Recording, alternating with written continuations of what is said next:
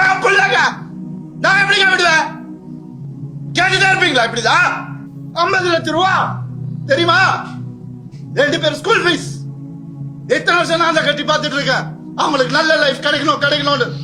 குழந்தைங்க பத்தி என் പാസത്തെ പറ്റി പേശാതീങ്ക. ഇപ്പൊ യാർക്കും എതുമേ தெரியாது.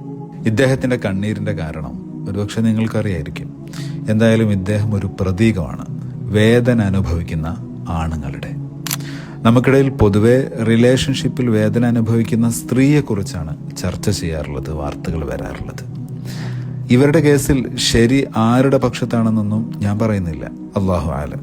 പക്ഷേ എനിക്കറിയാവുന്ന ഒരുപാട് കേസുകളിൽ ഭാര്യമാരുടെ മാനസിക പീഡനം കാരണം ദുരിതം അനുഭവിക്കുന്ന എത്രയോ ചെറുപ്പക്കാരുണ്ട്, ആണുങ്ങളുണ്ട്, ഭർത്താക്കന്മാരുണ്ട്.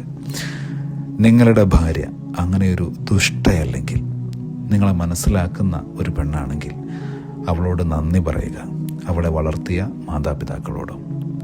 ഈ കൂടെയുള്ള ജീവിത പങ്കാളി നന്നായാൽ ജീവിതം അതിമനോഹരമായിരിക്കും. എല്ലാ പ്രതിസന്ധികളെയും മറികടന്ന് നമുക്ക് മുമ്പോട്ട് പോകാൻ കഴിയും. ഇനി മറിച്ചാണെങ്കിൽ അതൊരു വല്ലാത്ത ദുരന്തമായിരിക്കും.